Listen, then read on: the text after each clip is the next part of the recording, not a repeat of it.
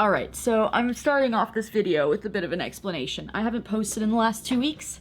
For anyone who's been keeping up, you probably already know this, but the reason is because, well, I've been doing a little project that I'm really fucking excited about, but I can't share it, I can't talk about it at all because, well, I just can't.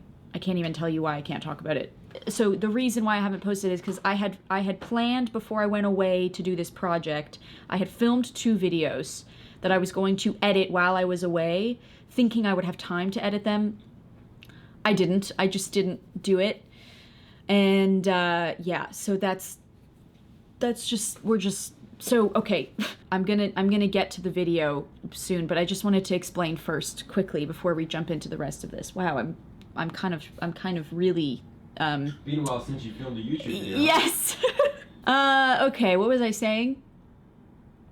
The apartment. 2 months ago, I went away to Portugal. It was great. I filmed everything. I'm gonna be posting up vlogs from that experience soon. Stay tuned for that. You wanna subscribe for it. When I left for Portugal, Ben drove me to the airport, which was kind of him. He comes back to our apartment only to see water leaking from the lights in the bathroom and water pooling up on the floors. That's not normal for most apartments, I hear, so, you know, obviously there was a flood.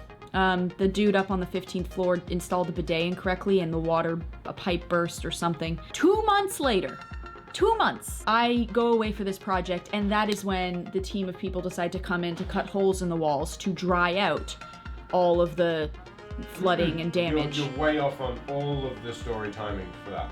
Really? Yes. They were there the same night to try and clear everything out. Oh, okay. But they only had the interests of the building. They did not have the interests of our apartment.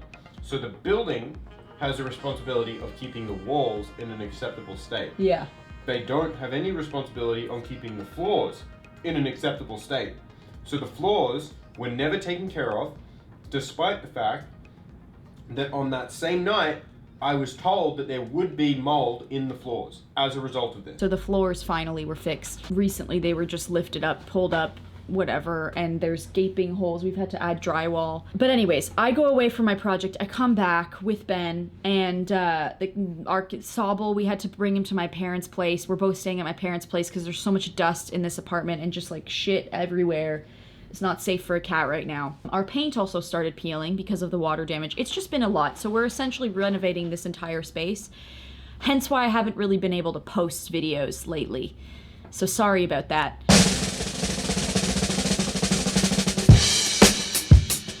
So today we're reacting to Riley's, I think it's her first solo, or my first solo I ever performed on The Next Step, aside from the audition solo. I don't remember the circumstances of this solo. I think it was that my sister kicked me out of the E-Girls or something like that, and so I'm like out on my own. I'm very lost. I'm feeling very disconnected from who I am and where I belong and where I fit into this little studio. And then, yeah, James walks in and watches her perform. It's like the typical thing, start of a relationship thing, where like one person is dancing and the other person comes in to watch them. A little behind the scenes of this solo, I was actually really lucky because Amy kind of let me sort of take charge of the choreography of this.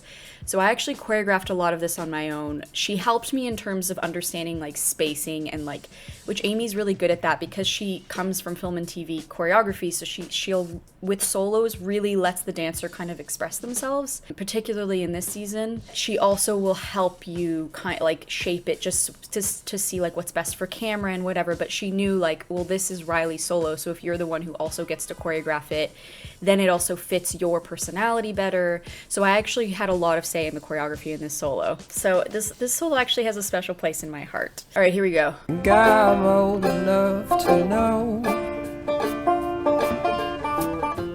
where did everybody go? Oh gosh, I'm remembering those shorts. I always had tight shorts on underneath baggy shorts, which was like a thing that my dance studio did at that time. It was like you wore tight shorts and then you wore baggy, loose, longer shorts over top, and you would tuck the baggy shorts into the tight shorts, which, fun fact, is where the Riley roll-up comes from. Because I would be on set and just naturally be standing there tucking my short in, not thinking about it. It was just like an automatic action.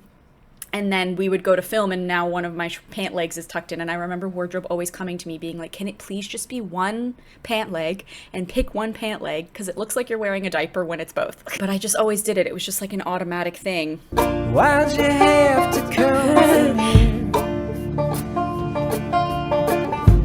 in this town? Loved that jump. I loved that jump. If you ever came to any one of the tours, the TNS tours, live on stage tours, I always did one of those jumps, because the angle at which I would do it, when my attitude was good and I had more flexibility, it was like a good shot. Actually, Ben got a photo of me on one of my last tours when he came to visit, of me doing that jump, and it looks really nice. No one knows I'd go. It is cool choreo though. Where all your devils roam.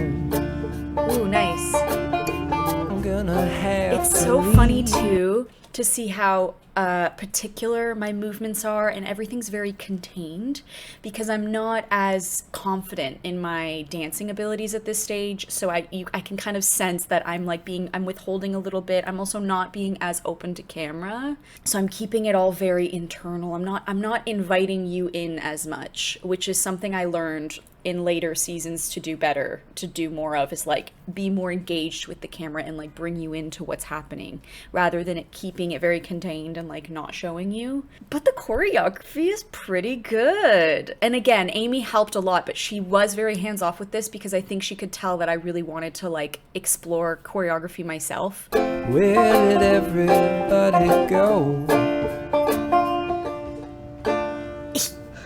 This is also something that's interesting, is like these kinds of solos have gotten less and less technical in terms of dance, and more about the sort of story behind them, and the talking heads, and them saying like, I feel X about this person or about this situation, or I feel like I messed up because I did that thing or whatever. And so it's much more about that than it is about the dancing. I can't remember what the story is here. I'm gonna try and look it up. Hold on. All right, so I did some sleuthing, and it turns out that this was the first date episode.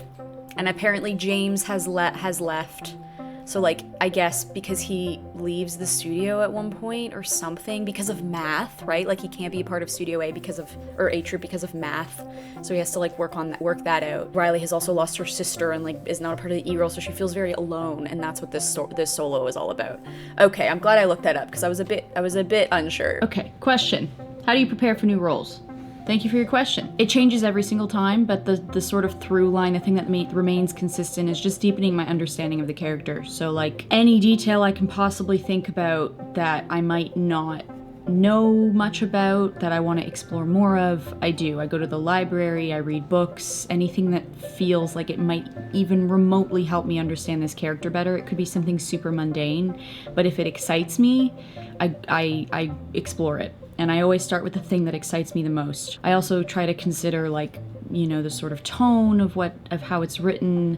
I also try to incorporate the other actors' perspectives. If they have an idea about what their relationship is with that character, I try to incorporate that. I talk to the director, I talk to the writer to try and understand what their interpretation was as well of the character, so that I'm trying to incorporate everyone's ideas. But fundamentally, that's what it is. It's just deepening your understanding, and then practicing that skill of like letting go and being able to just sort of surrender to it, because you can't really control or predetermine how you're going to play it, because you really don't know what the circumstances are going to be like in that moment. You don't know what the other actor is going to bring to the table. So you really do have to just sort of jump out of the plane. And it's terrifying every single time. The first time that you do it as a character. Like if you're doing a movie, that first scene that you do is like petrifying. But it's also exhilarating, and I'm obsessed with it. I love this job more than anything, so highly recommend it. But yeah, that's basically what I do. And then really the rest of it just being able to surrender, just being able to open. Opening means opening up your heart, and the way that I do that is through dance a lot of the times, because I grew up as a dancer. Anytime I move my body, it like awakens something in me, and it usually helps me get to where I need to go for the scene. And to be able to act effectively. So yeah, that's how I prepare for new roles in a very general, short answer. Thank you very much for your question, and thanks for watching this video. Here's the dealio. Because of the way that the apartment is right now currently, I don't know if I'm gonna be doing reaction videos, because my whole setup had to be taken down, and I can't film them in the same way that I did before. So who knows what I'm going to do next week. Wish me luck. Okay, bye. See you then.